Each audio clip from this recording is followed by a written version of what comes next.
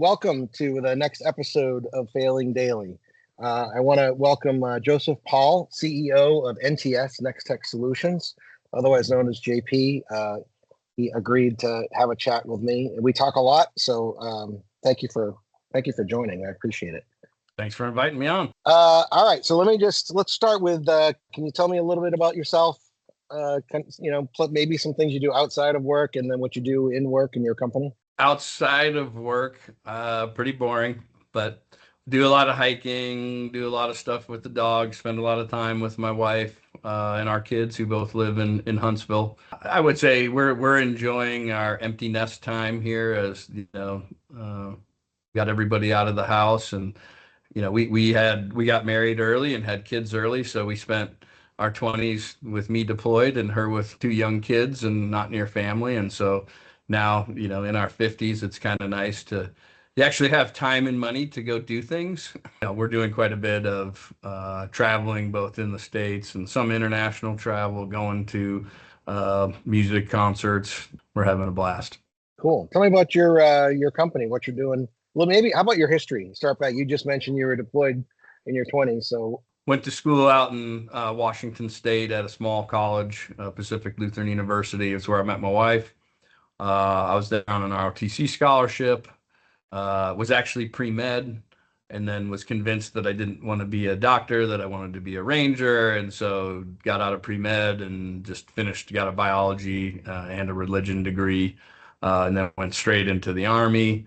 Was in the Army for just over 8 years, and then, was kind of wondering what the heck I was going to do. I was right on the edge of, hey, I'm going to stay in. If I do one more stint here, I'm going to go over 10. So I might as well go 20. Or should I think about getting out? I had put in a bunch of federal law enforcement packets. They were in hiring freezes. 9/11 happened. I was one of the best jobs in the Army you can have, which is a ranger instructor at the U.S. Army Ranger School, which is just a heck of a lot of fun.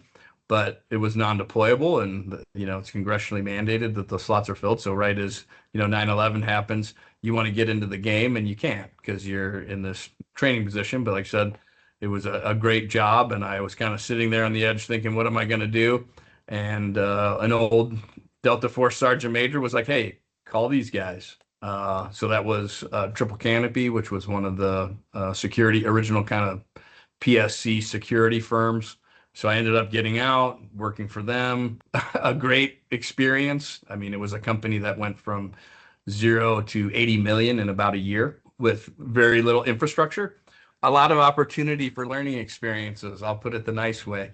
But it was fairly chaotic. I was gone a lot, deployed, learned a lot of stuff, did a lot of things.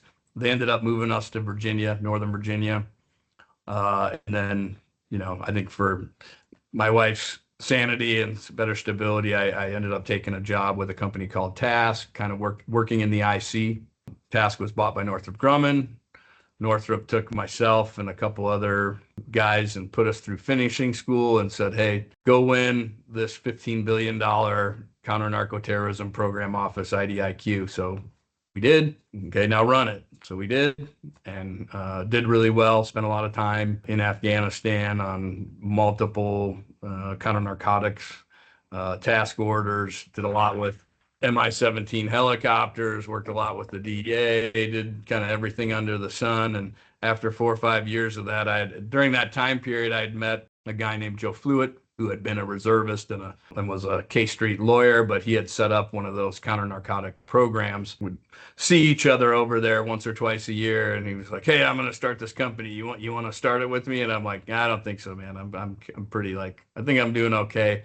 But eventually he convinced me, and it was for one of those kind of things where it was like, well, what are we doing? He's like, I can't tell you. I'm like, really? You can't even tell me? He's like, nah, you got to be briefed into this. So it was curiosity killed the cat, and went over and we started MAG late 2009. We did some very interesting work for the first couple of years, but it's the kind of work that you can't really grow or really build a going concern kind of company on. So we said, hey, we're going to spin into something else. So we took a huge risk. We were familiar with aviation. We were familiar with ISR work. So we bought aircraft down in Colombia, pretty much sight unseen. And these were the original King Air aircraft. If you've ever seen the show Narcos, Yep. so King Airs, those are yep. those aircraft. They've been down there a long time. So we bought them. We were able to convince Lockheed to make us the subcontractor and get rid of the other subcontractor. The customer was just not getting what they wanted to. Southcom was not getting the kind of results they wanted out of that program, so they were about to cancel it. So we had about 90 days to completely turn that program around 180 degrees. So we essentially brought in a bunch of guys that we had known, through the years from Iraq and Afghanistan, who had the current TTPs, implemented those in Southcom, and took that contract, from 0 to 100 in 90 days. And MAG, my old company, they still have that contract today. That was 2011. Made the big change with the company.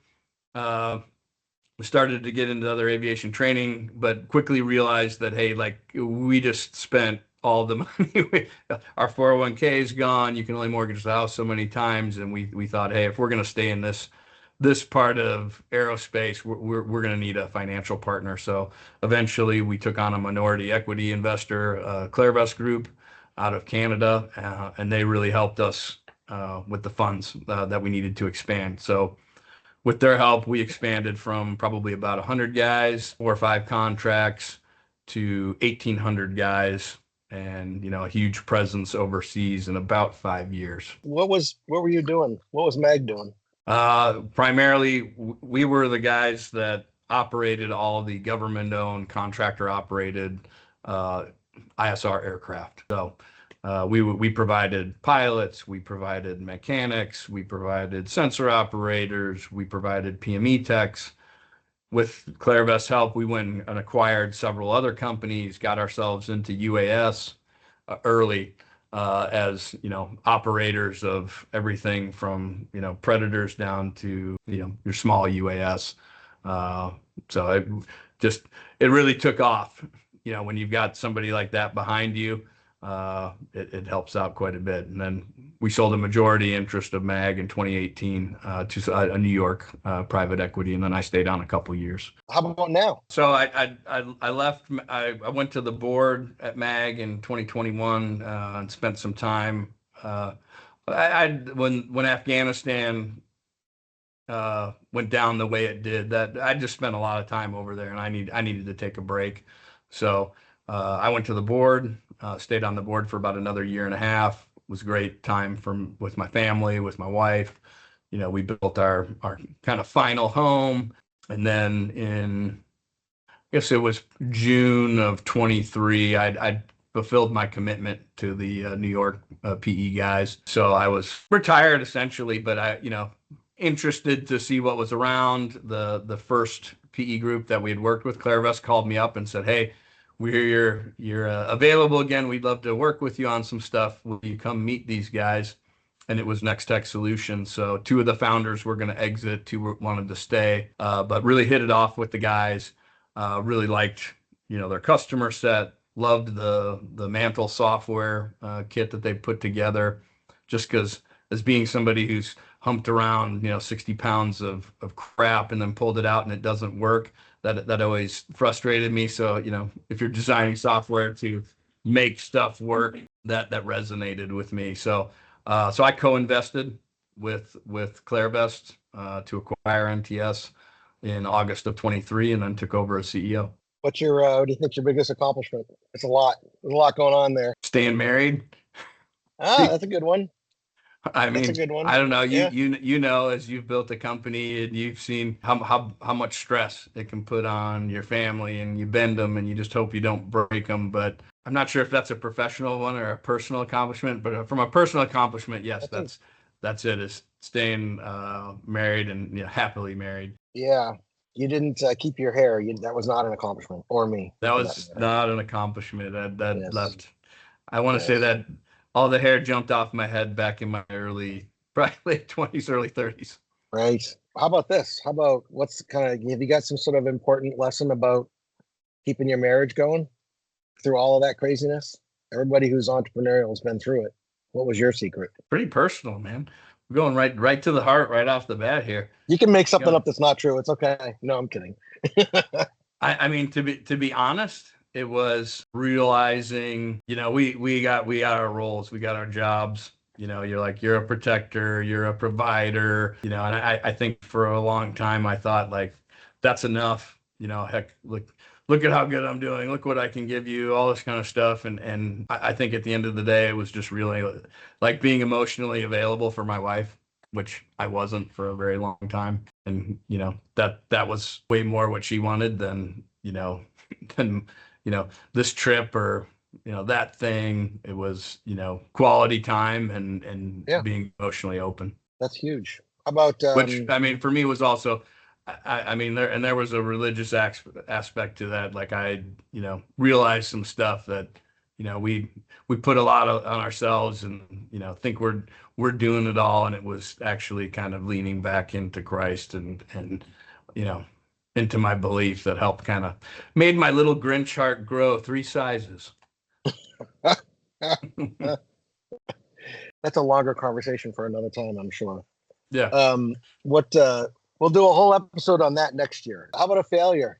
You got some big professional or personal, but some big failure that Oh, I mean, how long you got? I know, right? Like, I don't know. Pick a good one. Pick a funny one. There's so many, right? I know. Here's a funny one. So, like, if you're a lot of folks, you're very type A. You don't like to. I'd say that's probably my biggest fear in life was failure, failing at anything. But there was one, and I think when I started to like, which you'd think I'd have learned this earlier, which I didn't. Like, This is a pretty good failure. I think you're going to enjoy it. It's fun. you should learn this lesson as a kid that it's okay to fail, and that it's not about the failure. It's about getting back up again and going at it. And like Yep. if you're not willing to fail, you'll probably miss a lot of opportunities. But I think when I All true. actually so let's go back to a ranger school thing.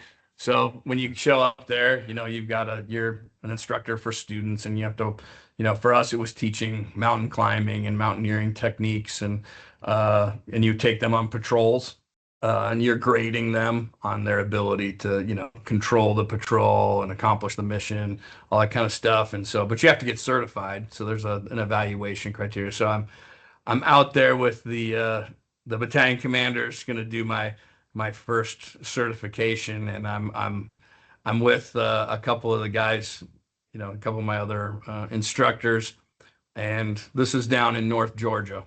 So you're right near where the Appalachian Trail starts. Oh, okay. And one of the guys that he was a quirky dude, but had been there forever. He was a fixture at the Ranger camp there. A guy named Sergeant Livingston. I'll never forget him. As we were getting our brief, he was like, he kept telling me that and I think it was because that terrain's pretty rough. It's arduous. And, this platoon leader, his plan was to take the Appalachian Trail, which is a well-used trail. And this guy said, he's like, I go, that doesn't sound right, dude.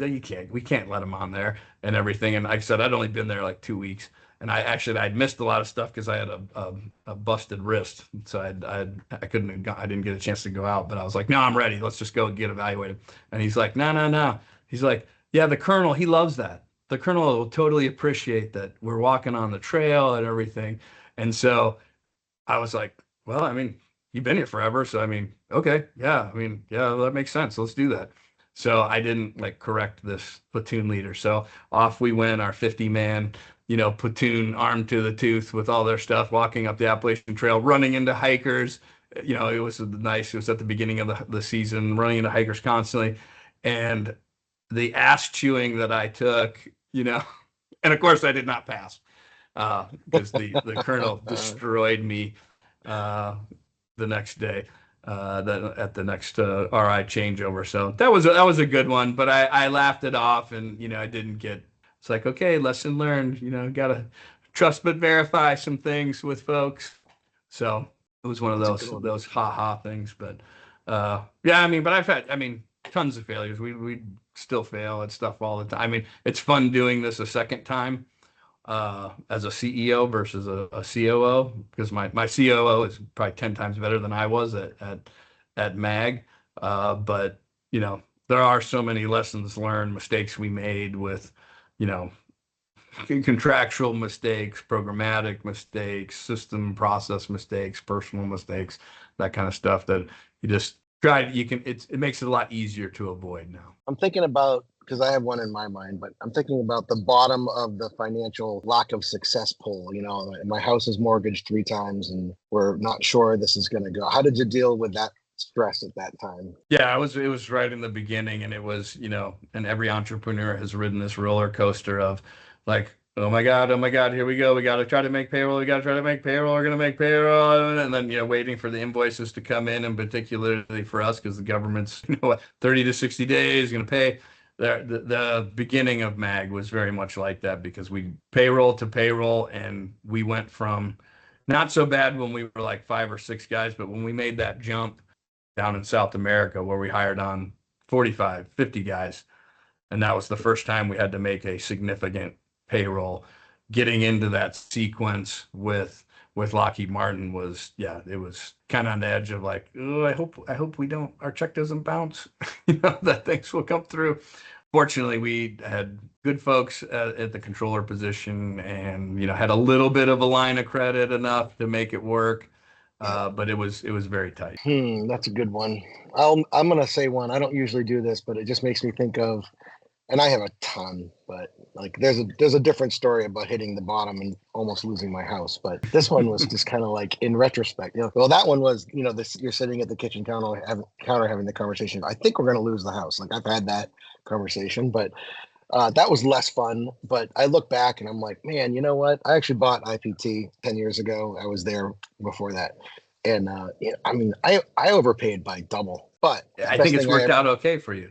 Yeah, right. Like that's why you don't know. I don't know. I guess the lesson I learned from that is I don't know. Maybe sometimes you got to overpay if you believe that you think you can do something with it. You know, I think we overpaid a little bit. Like the biggest financial move we made was those aircraft before we had a backer, before we had a financial backer. And I do remember that conversation with my wife of like, hey,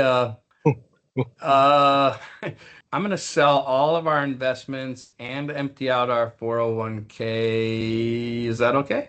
And wait, so I can overpay for a bunch of really old King Airs that I'm not sure if they work, but it's going to be okay. That we hadn't inspected. We hadn't inspected. Yeah. Or, you know, not done a real inspection. We'd done a cursory, but, you know, to make sure that they existed and stuff like that, but had no idea at the, you know, the extent of the saltwater damage on those aircraft and all that stuff. But I can remember having that conversation with my wife, and she's like, well, all of it? I'm like, yeah, I need like all of it. Because we're still going to have to sell or finance some of it. Unfortunately, the guy that we bought him from he was a great guy, true patriot. But, you know, and her, you know, saying, you think this is going to make a big difference? And I'm like, yeah. And just her having faith and believing in me and the rest of the crew that we were actually going to be able to do something with it. She's like, well, on the bright side, we're still pretty young. So you got time to build it back if you need to, if you'd lose it all. Well, she seems like a pretty special person. So it's a good thing you held on to her. Either that or, well, no. She was able to suspend disbelief. All right. So how about, let's shift a little bit. I'm going to go back to bouncing back, but let's shift a little bit and just talk about some philosophy stuff, i.e. leadership. What's your approach to leadership? What's your leadership philosophy? Do you have one for that matter? Pretty much everything I learned was in the Army. And it was funny, the place where I went to college was right next door to Fort Lewis, Washington, which is where 2nd Ranger Battalion's at. And the majority of folks that were in my ROTC were cadets, but they were all prior service 2nd Ranger Battalion guys who had been to Panama and went green to gold. I think I learned more from them in 3 or 4 years than I probably did anything else, and just how to be a leader, how to lead from the front, set the example. This might be the best part of the whole video, like the next 15 seconds. I think this is listen to this one. I think this means a lot. One of them always told me, and I still use this today, is like, if you got to tell people you're in charge, you're not in charge. It's having, you know, by your actions, having that gravitas where people are like, yep, we're doing what this guy says. You know, I've got to work for some some great folks. One of them being General John McNicholson. He was the last 4-star, actually right before Miller, over in Afghanistan, but did 2 years over there. But he was my battalion commander in the Army, and phenomenal guy. Changed my life in the military. But like, one of his things was always do the things as a leader, do the things only you can do. Like, that's where do you spend your time? Doing the things only you can do, and then build that team around you. How important having those, like, I'm sure you've got your key players at your company that you couldn't live without. And same thing here. Really smart people get much smarter people to work with them. I think our job is putting together that team and putting the right pieces in place to create a successful environment for everybody. Which, by the way, I wrote down, do the things only you can do, because that strikes home for me. You mentioned gravitas. So you have gravitas. You have all this experience. My God, your background is incredible. I'm sure everyone knows it. And then, of course, you act like it. So now you have gravitas just because you're you. How do you have gravitas when you're a brand new young entrepreneur starting a company? Maybe you have a couple people working for you, but how do they have gravitas as a being a humble leader? Yeah. I think is huge.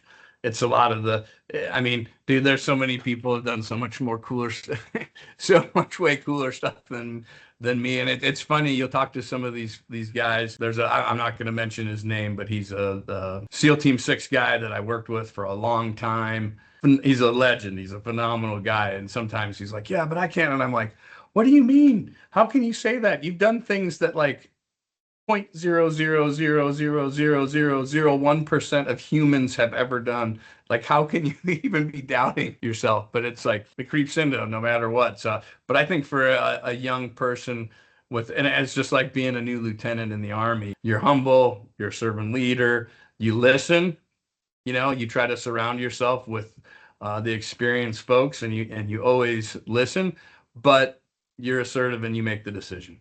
Like, I think that was always the trick, is like, you don't want to be a loudmouth. You won't listen to anybody, especially when you're lacking in the experience, but you want to use the other people's experience to make good decisions. That's good for a youngster, maybe for all of us. That's good. What I always felt good about, most people thought when I came in that I was a prior service non-commissioned officer, because I didn't act like an idiot. So they're like, oh, you're just prior service. I'm like, no, I just was raised good. Yeah, no, I get that. Do you have any particular leadership failure stories? I think of mine more recently. I think they center around me not making decisions to maybe change personnel or change, even if it's moving within the organization fast enough, and then I end up screwing the rest of them because I don't make a decision quick enough in a few cases. And it's hard, as we went through the growth of the company. Sometimes the people that got you there might not be the ones that are ready for the next level. 100%. I would say from a leadership failure, and I did this probably a lot at MAG in the beginning, and I do appreciate my partner kind of helped me through it, but I was pretty quick to, something came through, I'd be pretty quick to fire back at it. He's like, listen, you get something like that, email and text and all that kind of stuff. And this would really be a failure in communication with regards to leadership, is like, you have to realize that, like, you can never get true intent when somebody texts you or emails you. And he's like, and you need to wait 15 minutes. If you're hot and you're about to lose your shit, then you need to sit there for about 15 minutes and you need to cool down. And then if you have a question, you need to call that person on the phone, not get into some stupid email war or, any of that kind of stuff. And also no cussing ever in any email. So I learned that. So that was a failure on my part, because I would be pretty quick to, like, I like to get things done. I'm a critical path kind of person. I feel like I see the critical path and I know what to do to get to it, and don't get in my way. And if you're trying to block my critical path, I'm going to want you out of the way. And but just having some tactical patience, which I feel like I've done a much better job here at NTS, is, some of these times where I'm frustrated or, I'm questioning something. So I'm like, no, I'm just going to sit on it and not going to get all hot and bothered, and we'll figure it out. All right, can I take that one? Tactical patience. Can I Yes. take that and use it? Can I license it from you? I like that. Oh, I certainly didn't come up with it. That's but good. Yeah, I think that's a huge, and especially we as CEOs, we have to, like, people are counting on us to be that, that steady hand. If you're angry or unhinged, or you're feeling chaotic, the organization will feel like that because it feeds off of you. 100%. 100%. So one of the ones that one of my guys called me on, it's funny. It's gonna sound like a humble brag. It's not. Like, I was just being humble, but acting like I didn't know what I was talking about. I don't know. You know what I'm saying? Like, I'd be like, "Oh, I don't know, guys. What don't you think?" And I would said it enough till eventually my John, who's my president, he said, you got to just stop telling everyone you don't know what you're talking about, because it's, first of all, it's annoying. Second of all, people are going to start believing you. Well, my guys, actually, my down in Tampa said the same thing. They're like, quit saying you don't understand or know any of this stuff, because we know you at least somewhat do. At a certain point, you can't know everybody and you can't remember every single person's name, but you can make your best effort to. And I always feel like, especially like at MAG, even when we got big, spending the time on the ground with the guys, knowing people, knowing their name, knowing their family, knowing what's going on. Not everybody, but you can pick out some. Like, that meant a lot. Other companies were paying a lot more for certain things, and we had no issues with retention or being able to fill our slots, because I think we gave them a little more personal connection. We were much more flexible with them, with rotations. I mean, it was that touch. It was a personal touch. You guys remember that stuff. It's funny. Like, well, there's things you've done, or Yep. Conversations you've had that you don't remember that made a huge impression on somebody, and will proliferate your company way further than you could ever thought it would. I have to say, I don't want to comment too much on stuff that I am going to say here, but this was a big moment for me. And I think it applies both to in the company and outside the company. So if someone says thank you, your job sometimes is to just say, I appreciate you saying thank you. And it's not always comfortable, interestingly enough. It's not always comfortable. And that right there is a leadership lesson.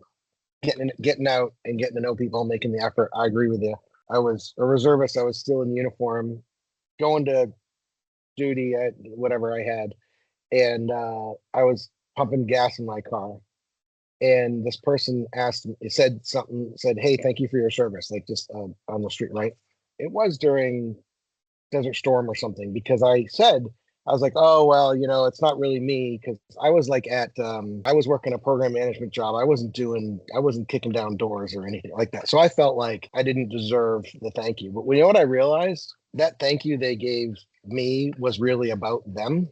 And all they wanted me to do was say thank you so they could feel good. And that's good. Yep. That's good. But so they could feel good. So when I've translated that to a lot of different scenarios, and some of it is in leadership and whatnot. People want to thank me sometimes, and I want to be like, it really wasn't me, like, or whatever. And they just want you to say, I appreciate that. Yep. Which is interesting. And I think that's maybe some of those things you say people remember. It makes a big difference. One of my pet peeves, and I go out of my way to respect people's time. Yeah. No matter whose time it is. When people, like, I can remember, we've all had leaders who did not it was all about them and their time and well, I've got this, and I need to do this, and it's never be late for a meeting with employees. If I get, if we're in a, one-on-one email or something like that, to respond, don't forget that kind of stuff. Like, I felt terrible. The other day I was leaving, I was down in Tampa, and I was going to be there. I'd been there in the morning at meetings, and I was going to meet with two folks after lunch, and went to a lunch with another company. And while I was at that lunch, Delta, your flight has been canceled. So I'm like, oh my God, this is terrible. So they reroute me, but I'm like, I gotta like get up from that lunch, go straight to the airport. While I was sitting there, I got one of the guys I wrote him. I said, "Hey man, I'm super sorry. I'm not gonna link up with you this afternoon. My flights got changed."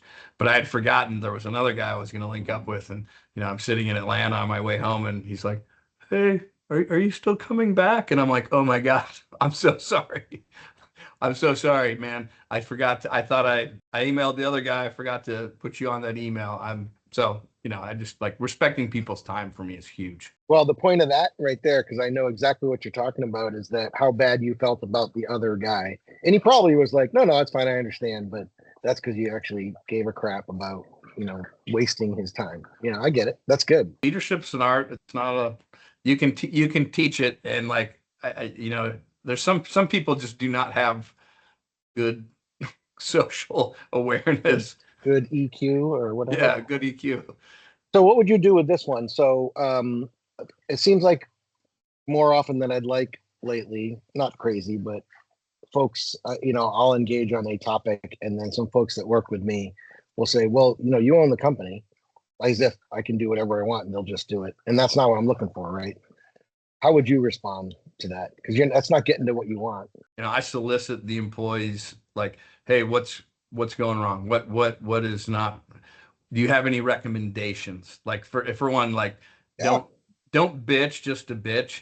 Like, I don't mind hearing a little mission focused bitching, but like just complaining, like if you have a constructive recommendation, like please tell me and we'll consider it and look at it. And like, I don't know how many times downrange, the guys were like, hey, this is messed up, blah, blah, blah. And we changed policy.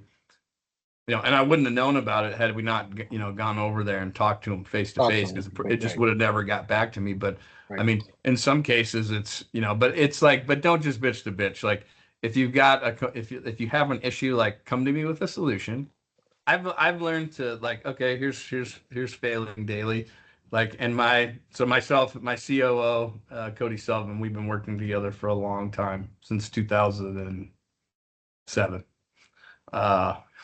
And so he has, multiple like JP-isms where, I would go and be talking to a bunch of guys and something I said, like I can remember one where I did not say this, but it got taken that way, that like, yeah, we're going to send everybody to flight school for something. And, and so like he was very much on me to watch my mouth and be very, very aware of what I was saying and how I was saying it, so I did not represent something that was, because he's like, listen, you say stuff like that, then I got to deal with it. And I'm like, nope, I get it. Hey, do you have any, we're getting close here. You got any life hacks or things that make you like, give you superpower that you might share with everybody? How you organize yourself, or things you think, or things you do in the morning? One of the guys said that he keeps a notebook and described what he puts in it. Like, you got anything like that? That's cool. I try to well, nowadays, because I'm old and broken, and but I think like, especially for CEOs, because you're an outward facing, person in the company, but and just for your own mental health, like physical fitness is big. I mean, for me, I walk. I don't run anymore because my ankles are too destroyed, but Yeah. I walk every morning. I've got 4 dogs, so they demand a lot of exercise. So I go walking in the woods, go hiking every morning. If I'm traveling or whatever, it doesn't matter. I'll go walk in circles in a parking lot. I read a little devotional, Christian devotional. It takes me, it's 5 minutes. I usually do it midday, just to kind of like, okay, circle back. Okay, who's in charge? Oh, he's in charge. Got it. Kind of remind myself. All right, the last 2 I have for you are kind of small business and entrepreneurship related. So a combination of, do you have any particular comments about the misconceptions of owning, running, operating, starting a small business? And that leads to, do you have any recommendations for a young entrepreneur? Like just something you'd say to look out for, do it, don't do it. I don't know, anything you want. I think if you're going to start a business on your own, it's tough. Just like it'll consume you, like all of you, to get things off the ground. If I was going to restart from nothing, I would probably, obviously you got to have the right team around you. And you have to at least identify that first initial opportunity, where you have, that strong customer relationship, or that, that opportunity you just can't pass up. So you at least have something to anchor yourself on. Mag started as a very, small business, and we ended up at, they're over $500 million now. So let's say on the larger medium sized company. So, which is a very tough place to be. You're literally in the dead zone between small business and, the $1 billion businesses. So you're having to go toe to toe with the Leidoses and the SAICs and all those guys of the world. But I see in our future, because I will suck you into it, a failing daily conference on the transition from small to large, or small to medium, or something, like define it. That whole thing. I live that every day these days, and I know a lot of folks do. So, well, but you've built, the infrastructure, because you're up to how many folks now? Like 400-ish. Okay. Yeah. All in. So I think I like one of the key ones is that, 50 employee mark, where your reporting requirements become, significant from not much. Probably the only thing that freaked me out coming into NTS was you had $120 some million business operating on QuickBooks. That freaked me out a little bit. Yeah. Well, we just went to an ERP last year. So yeah, that's a thing. It's amazing that they could do it, but yeah. I have to comment on the 50 person. When I first went to IPT as an employee in 2005, and I was wanting to grow the business, somewhere a few years later, the owner at the time said to me, "Well, whatever you do, don't." At the time, he goes, "Whatever you do, we're not going over 25 people, because I don't want to have to do that HR stuff." And that's where we were. So, I mean, I've talked to 3 companies in the last 60 days. They're non-traditional contractors for our space, but they're all small entities, and it's very much like, yeah, I mean, like 15 people, oof, no interest. Like, just have no interest in scaling, past that, which is completely fine. It just depends what your goal is at the end of the day. Are you a lifestyle company, or are you in it for, exponential growth? hey, that was a great conversation. I really, really appreciate you taking the time. It's been good. I appreciate the invite, and I'm looking forward to getting up to my last 2 states, Vermont and New Hampshire, here this fall. And as it turns out, JP and Corey got to visit us up at on Lake Winnipesaukee in New Hampshire, and we had an October 84-degree day to go out and enjoy the boat. It was unbelievable. So thank you for coming. I really enjoyed it. Excellent. I'm looking forward to having you guys. It'll be great. So I'm Bill Williams. This is JP, and we are Failing Daily. Thanks everybody for joining us. Thank you.